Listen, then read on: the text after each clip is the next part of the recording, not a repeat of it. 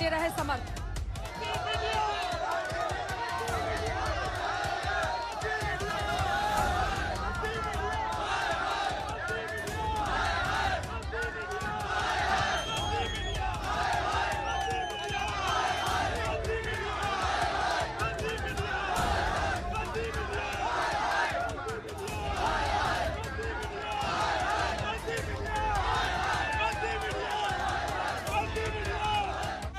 लोग हो गए क्या जब यहाँ 15-20 लाख आदमी आ रहे हैं, तुम बदतमीजी करोगे?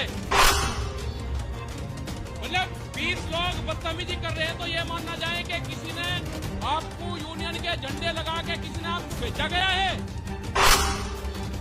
और ये जो यहाँ पे 50 लोगों का झुंड है, इन्हें मैं गिरवा कर फिर इनकी तलाश करूंगा, कौन सी विचारधारा सा हो।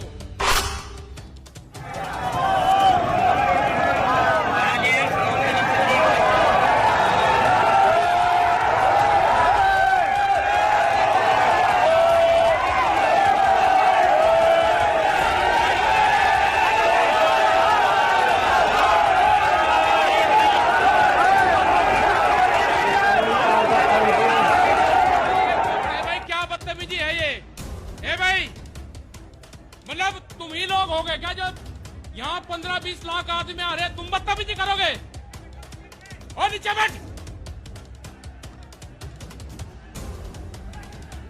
बैठो नीचे।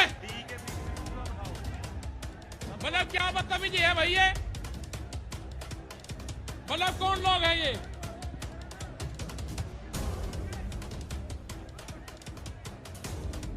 मतलब 20 लोग बदतमीजी कर रहे हैं तो ये मानना जाए कि किसी ने आपको यूनियन के झंडे लगा के किसी ने आपको भेजा गया है। ये कैमरे बंद करो इनसे पीछे। अरे ये क्या कर रहे हैं ये? इन्हें देखो, ये भी सब लोग बैठ जाओ भाई, सब लोग बैठ जाओ, आप लोग भी भाई। मतलब जब पंजाब से लोग आए, हरियाणा से लोग आए, दिल्ली में आंदोलन चल रहा है, आप उनकी बात नहीं सुनोगे? मतलब आपको शर्म नहीं लग रही कि राज्यपाल जी जैसे लीडर जिन्होंने 50 साल आंदोलन करा और वे आपको कह रहे हैं? अरे मुजफ्फरनगर ने जितना सहयोग करा है भाई, आप लोगों को भी जिम्मेदारी है। आप बैठो भाई, सब लोग बैठो यहाँ से, प्यास बैठो भाई, आप लोग सब बैठ जाओ। मतलब शर्म आनी चाहिए भाई। मतलब देखो, कोई लोग यहाँ पे बदतमीजी करने आ रहे हैं, वे फिर टीवी के माध्यम से बताएंगे हमारे साथ में न्यूसेंस हुई। उन्हीं के लोग न्यूसेंस करने वाले हैं, इस आंदोलन को बदनाम करने वाले हैं, उनसे बच कर रहना आप लोग। और ये जो यहाँ पे 50 लोगों का झुंड है, इन्हें मैं गिरवा कर फिर इनकी तलाश लूंगा, आप कौन सी विचारधारा से हो। ये जो 50 लोग हैं, ये कौन सी विचारधारा से हैं, मैं इनकी जानकारी करूंगा फिर इनका यहीं। अगर आप खड़े हो गए, आपको यंके यहीं घेर के मैं तलाशी ले लूंगा आपकी। आप हो कौन? आप शांति से बैठे रहे, बदतमीजी मत करो यहाँ पे। देश में बड़े बड़े आंदोलन ये चलाने पड़ेंगे। आज से जो संयुक्त मोर्चा ने फैसले लिए हैं, उसके तहत हमको बड़ी बड़ी मीटिंगें पूरे देश भर में करनी पड़ेगी। अब ये मिशन खाली मिशन उत्तर प्रदेश और ये नहीं उत्तराखंड, मिशन होगा संयुक्त मोर्चे का देश बचाने का।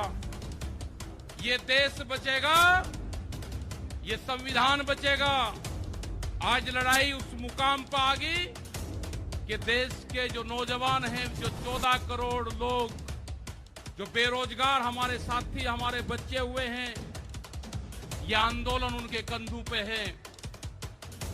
जिस तरह से एक चीज बेची जा रही है, 3 कानून भी उसी का ही एक हिस्सा है।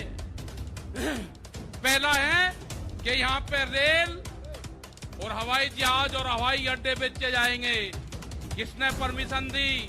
किसकी ताकत है कि देश की प्रॉपर्टियों को बेचोगे? आपने घोषणा पत्र में नहीं लिखा, देश की जनता को धोखा दिया। धोखा नंबर 1।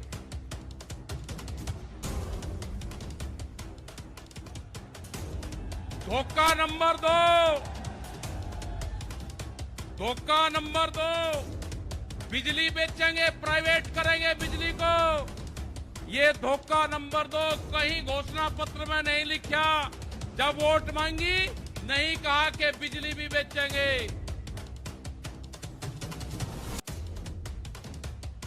ये सड़क बेचेंगे, पूरी सड़कों पर टैक्स लगेगा और एनएच के आसपास 500 मीटर तक अपनी कोई चाय की दुकान और गुमटी भी नहीं लगा सकता। अगर किसी ने चाय का खोखा रखा तो वह जमीन उसकी गांव समाज में निहित होगी। ये सड़कों को बेचने का काम करेंगे। ये देख लेना क्या क्या चीज बिक्री है। ये सेल फॉर इंडिया का बोर्ड देश में लग चुका है।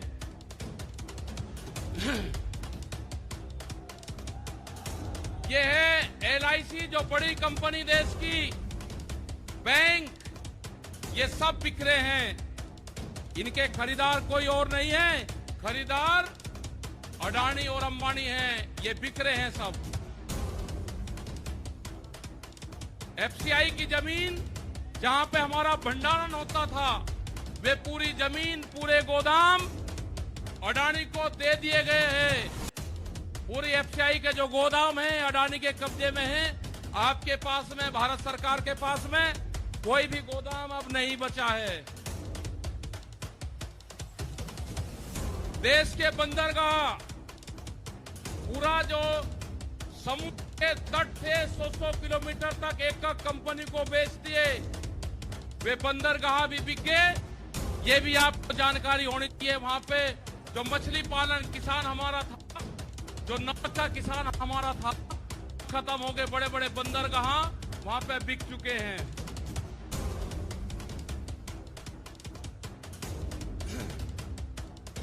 ये जल को बेच रहे हैं।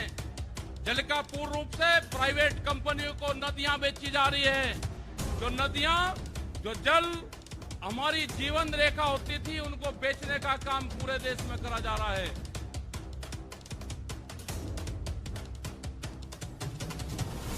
ये इंडिया ऑनलाइन सेल, मतलब कोई भी कीमत किसी भी चीज की लगा सकता है। भारत बिकाऊ है। ये भारत सरकार की पॉलिसी है। अब खतरे में कौन कौन है? ओएनजीसी, बीपीसीएल, इस्पात, शिक्षा, प्राइवेट जो चिकित्सा हो रही है, और देश के संविधान भी खतरे में है। जो बाबा भीमराव अंबेडकर का संविधान था, वो भीड़ में बता जा रहा है। हम उसको भी बता रहे हैं कि बाबा भीमराव अंबेडकर का संविधान भी खतरे में है, उसको भी बचाना है। और ये खेती किसानी जिससे ये आंदोलन शुरू हुआ, ये खेती और किसानी भी बिक्री के कगार पे है। हमारी समझ में जब आया, जब देश की खेती बिकने के कगार पाई, जब ही आंदोलन शुरू हुआ। उसके 3 कानून 9 महीने से किसान आंदोलन है, वो करने को तैयार नहीं है। आज हालात ये है कि आपका 10 साल पुराना, वे आगे के 10 साल पुराना ट्रैक्टर नहीं चलेगा, वो भी इसी में आता है। आपको बैंक में कर्जा आप दुगना ले लो, आपको बैंक दुगना कर्जा दे देगा। आपको बैंक कहेगा कि गोल्डन कार्ड बना दिया, आप कर्जा ले लो, फसलों के भाव नहीं आपको देंगे। हम जिस जमीन पर आए हैं, ये जमीन उत्तर प्रदेश की जमीन, और जहां पे मुजफ्फरनगर का जो क्षेत्र है, ये गन्ने की बेल्ट है पूरी। क्या इन लोगों ने ये नहीं कहा कि जब अगर हमारी सरकार आएगी तो हम 450 रुपए गन्ने का भाव देंगे? ये कोई भाव देने को तैयार नहीं है। यहां पे सरकारें पहले भी आई जिन्होंने 80 रुपया रेट बढ़ाया, दूसरे वाली सरकार आई 50 रुपए रेट बढ़ाया। क्या योगी सरकार उन दोनों से कमजोर है? 1 रुपया रेट नहीं बढ़ाया। हमारा 12,000 करोड़ रुपया से ज्यादा आज शुगर फैक्ट्रियों पे सरकारों पे बकाया है।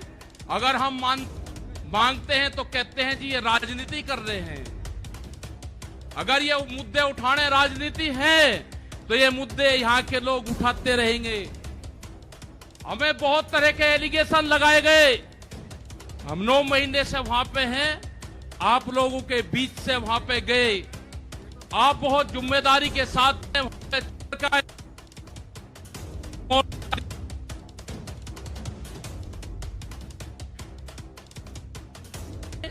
तो सिर्फ संयुक्त मोर्चा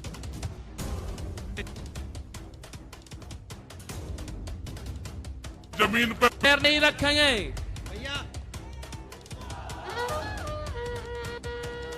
यहाँ पे मुजफ्फरनगर की जमीन पे हम पैर नहीं रखेंगे, हम गाड़ी से यहां से वापसी जाएंगे। जब ये आंदोलन फतेह होगा, इस किसान और देश के जवान की जीत होगी, जब ही हम यहाँ पाएंगे। अत्याचार बहुत है, यहाँ पे पुलिस फोर्स के लोग भी होंगे, यहाँ पे पुलिस फोर्स के लोग हैं, उनकी सैलरी 25 और 30 हजार रुपए है। ड्यूटी वे 24 घंटे देंगे। मास्टर जो प्राइमरी का टीचर है, उससे आधी सैलरी उनकी होगी। वे आवाज नहीं उठा सकते, उनकी आवाज को दबाया जाता है। उनका जो क्वार्टर है वो 500-600 फीट में है, उनके क्वार्टर बड़े बड़े हैं। उनकी सैलरी भी टीचर के बराबर उनकी सैलरी हो। वे ड्यूटी देते हैं 24 घंटे। जितने भी सरकारी कर्मचारी हैं, उनकी पेंशन खत्म करोगे। एमपी एमएलए की पेंशन लोगे 2-2, 3-3। कर्मचारियों की पेंशन खत्म करोगे। आप देश में प्राइवेटाइजेशन करोगे तो रोजगार खत्म होंगे। हमारी समझ में एक बात नहीं आई, जो बड़ी बड़ी कंपनी 67,000 और 1 लाख करोड़ रुपया सरकार का लेकर भाग जाती है, उन्हीं को ही फिर बड़ी बड़े संस्थाएं बेच रहे हैं। वो पैसा कहां जा रहा है? अगर पूरे हमारे संस्थाओं के रेलवे बिक्री है, रेल के 4.5 लाख कर्मचारी बेरोजगार होंगे। मैंने जो सफाई कर्मचारी है उनसे बातचीत करी, रेलवे के या किसी भी नगर पालिका के हों, 5 और 6 हजार रुपए में वे सफाई कर्मचारी वाल्मीकि समाज के लोग नौकरी करेंगे। यहाँ पे अगर ठेका पड़ता होगी तो रोजगार जाएंगे। अगर प्राइवेट कंपनी के हाथ में ये कंपनी आ जाएगी, जिस तरह से रेलवे गई, 4.5 लाख कर्मचारी बेरोजगार होंगे। जो रेहड़ी पटरी के लोग अपना रोजगार चलाते थे, वे 4.5 करोड़ लोग हैं, वे बेरोजगार होंगे। बड़ी बड़ी एमेजॉन जैसी कंपनी आ रही है जो इस देश में व्यापार करेंगी, इस देश में मॉल खुलेंगे। वे हमारे मजदूर भाई कहां जाएंगे? ये उनकी भी लड़ाई है। ये लड़ाई जितनी भी संस्थाएं बिक्री है उसकी लड़ाई है। और आपने आगे की और हम बात बता देना चाहते हैं। ये लड़ाई शुरू हुई 3 काले कानून से। ये लड़ाई शुरू हुई एमएसपी पे गारंटी कानून से। हमने एक ही जिले का एक डाटा भारत सरकार को दिया, यहां उत्तर प्रदेश के अधिकारियों को दिया, यहां के मुख्यमंत्री को दिया। रामपुर जिले में जो मंसूरी धान की खरीद होती है वो बिहार में पैदा होता है, उसको बेच रहा है यहाँ पे। वो पंजाब जाता है, हरियाणा जाता है। बड़े व्यापारी का धान फसलें एमएसपी पे बिकती है, किसान की 10 से और 15% बिकती है। ये आपको समझना होगा। पूर्ण रूप से फसलों के दाम नहीं तो वोट नहीं, ये नारा लगाना पड़ेगा। फसलों के दाम नहीं तो वोट नहीं। जब तक इस सरकारों को वोट की चोट नहीं दोगे, ये दोनों बाहरी लोग हैं, इनको यहां से जाना होगा। अमित शाह, मोदी और योगी ये चुनाव जीत का है। ये उत्तराखंड से चुनाव जीत के प्रधानमंत्री बने, कोई ऐतराज नहीं। उत्तर प्रदेश की जमीन से जीत के गुजरात में गुंडागर्दी के दम पे आना हो, वहां पे पुलिस स्टेट है, वहां पे जीत के देश का प्रधानमंत्री बने, कोई ऐतराज नहीं है। लेकिन उत्तर प्रदेश की जमीन पे ये दंगा करवाने वाले लोग हैं, इनको यहाँ पे बर्दाश्त यहाँ की जनता नहीं करेगी। ये मिशन जो संयुक्त मोर्चे का है ये तय हो चुका है और हम मोर्चा नहीं छोड़ देंगे। अगर हमारे को शहीद होना पड़ेगा तो हम मोर्चे पर होएंगे, या तो जीत का आएंगे, बगैर जीते नहीं आएंगे वापसी। ये